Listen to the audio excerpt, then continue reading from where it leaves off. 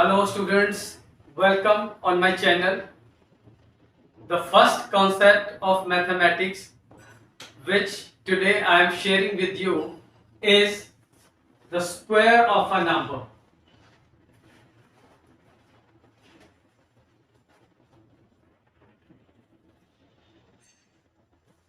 किसी नंबर का स्क्वायर क्या होता है और इसे कैसे फाइंड करते हैं, ये मैं आप लोगों के साथ शेयर कर रहा हूं। मान लीजिए हमारे पास कोई नंबर है a.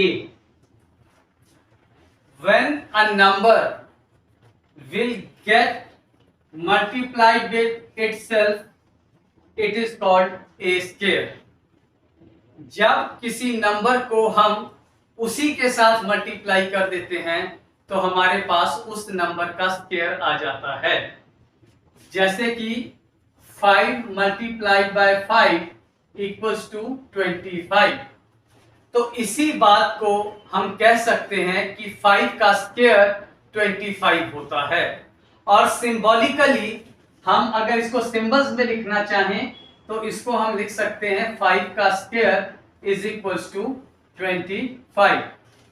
So I repeat, when a number will get multiplied by itself, जब हम एक नंबर को उसी से मल्टीप्लाई कर देते हैं तो हमें उस नंबर का स्क्वायर मिल जाता है।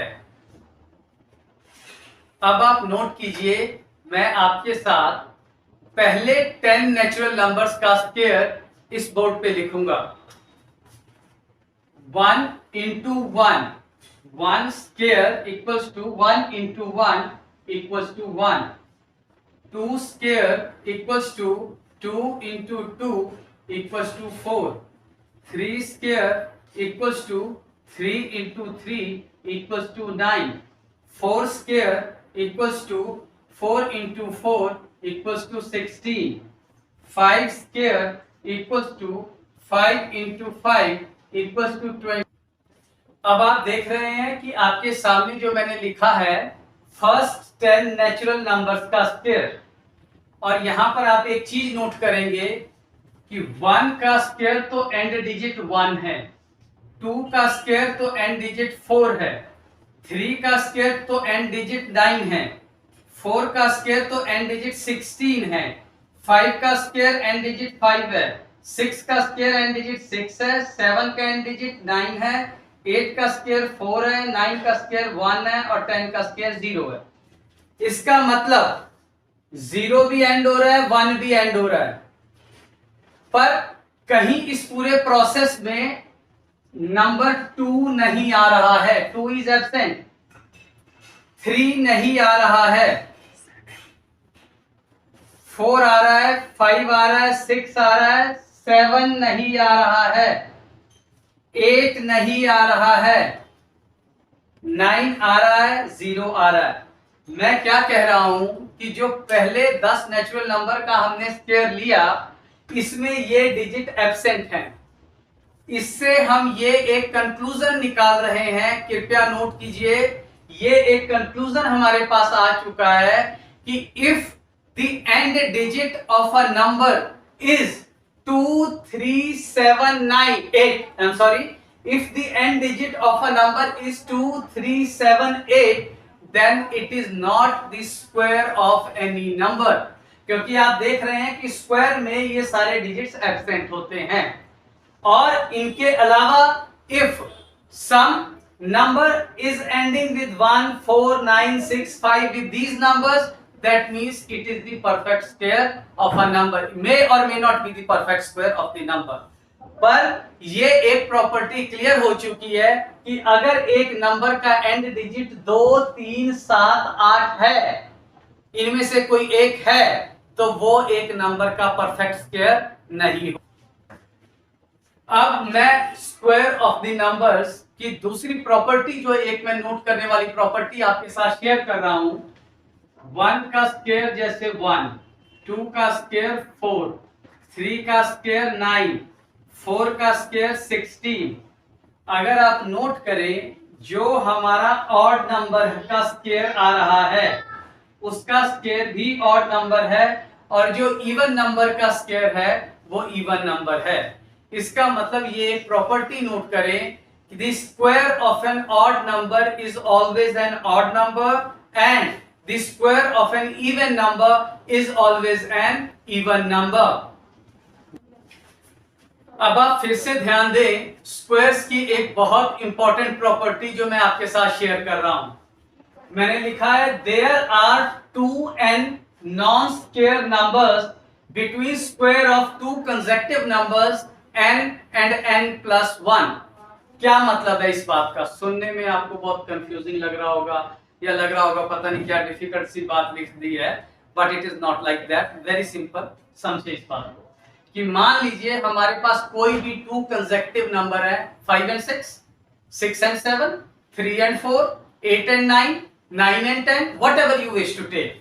फॉर एग्जांपल हमने 4 एंड 5 ले लिया, तो हम ये कह रहे हैं कि 4 का स्क्वायर होगा 16, 5 का स्क्वायर होगा 25, कि अगर हम दो कंसेक्टिव नंबर्स 4 एंड 5 का स्क्वायर लें तो उनके बीच में कितने नॉन स्क्वायर नंबर आ जाएंगे। मतलब 16 और 25 के बीच में कितने नॉन स्क्वायर नंबर होंगे? 17, 18, 19, 20, 21, 22, 23, 24, 1 2 3 4 5 6 7 8 है। वही कह रहा है कि 2n नॉन स्क्वायर नंबर्स होंगे between square of two consecutive numbers. 2n का मतलब n और n प्लस 1 था ना, यहाँ पे n हमारा 4 हो गया क्योंकि कंसेक्टिव नंबर 4 और 4 प्लस 1 5 था हमारे पास, तो यहाँ पे n 4 है। तो वो ये कह रहा है कि ये प्रोसेस को फॉलो मत करो, सीधा ही आप 2 इंटू 4 कर दो तो 8 होंगे। मैं रिपीट कर रहा हूं कि दो कंसेक्टिव नंबर्स के बीच में दो कंसेक्टिव नंबर्स के स्क्वायर्स के बीच में नॉन स्क्वायर नंबर्स कितने होंगे हमारे पास? 2n। समझ आ गई ये बात आपको? The next property of the square of a number, that means कि we are dealing with the square of a number. इसकी नेक्स्ट प्रॉपर्टी क्या है? The sum of first n odd numbers is n square. Difficult लग रहा है when I speak anything in statement, वो आपको difficult लगने लग जाता है, बट मैथमेटिकली अगर आप इस चीज को समझेंगे तो आप इसको रेलिश करेंगे and you will feel pleasure by knowing the magic of the numbers what we are talking about. देखिए जैसे कि sum of first n odd numbers, मान लीजिए ऑड नंबर्स पहले कौन कौन से हैं? 1 3 5 7 9 11 13 and so on. Odd numbers तो बहुत हैं। अब फर्स्ट n ऑड नंबर्स का हम सम निकालेंगे। जैसे मान लो हम ये फर्स्ट 3 ऑड नंबर्स का सम निकालते हैं, 1 प्लस 3 प्लस 5, ये क्या आएगा? 5 प्लस 3 प्लस 8 9 आया। हम फर्स्ट 4 ऑड नंबर्स का सम निकालते हैं, 1 प्लस 3 प्लस 5 प्लस 7 16 आ गया। हम 5 का निकालते हैं, 1 प्लस 3 प्लस 5 प्लस 7 प्लस 9 25 आ गया। हम 6 का निकालेंगे, फर्स्ट 6 ऑड नंबर्स 5 7 9 11 36, ये हो गया 6 तक का। हम 7 तक का नहीं, फर्स्ट 7 ऑड नंबर्स का सम निकालेंगे, 5 7 9 11 13, ये 49 हो गया। ये ठीक है। इसमें नोट करिएगा क्या लिखा है, इसका सम 9 आया है। मतलब जब हमने फर्स्ट 3 ऑड नंबर्स का सम निकाला तो वो 3 का स्क्वायर हो गया। जब हमने फर्स्ट 4 ऑड नंबर्स का सम निकाला वो 4 स्क्वायर हो गया। जब हमने फर्स्ट 5 ऑड नंबर्स का सम निकाला वो 5 स्क्वायर हो गया। जब हमने फर्स्ट 6 का निकाला वो 6 स्क्वायर हो गया। और जब हमने फर्स्ट 7 ऑड नंबर्स का स्क्वायर निकाला वो 7 का स्क्वायर हो गया। मतलब कि इसी तरीके से अगर मैं फर्स्ट n ऑड नंबर्स का सम निकालूंगा तो वो n स्क्वायर हो जाएगा। The sum of first n odd numbers is n square. यही बात उन्होंने लिखी हुई है। इसी के साथ अब मैं अपनी इस वीडियो को यहीं खत्म करूंगा, क्योंकि इससे ज्यादा जाऊंगा तो वीडियो लंबी हो जाएगी। लेकिन अपने नेक्स्ट वीडियो में I will continue to share some of the interesting facts about the square of a number, और फिर उसके बाद स्क्वायर रूट को भी डील करेंगे। हर कॉन्सेप्ट को बड़े प्यार से धीरे धीरे समझते हुए we will be a complete master of this subject. Thank you.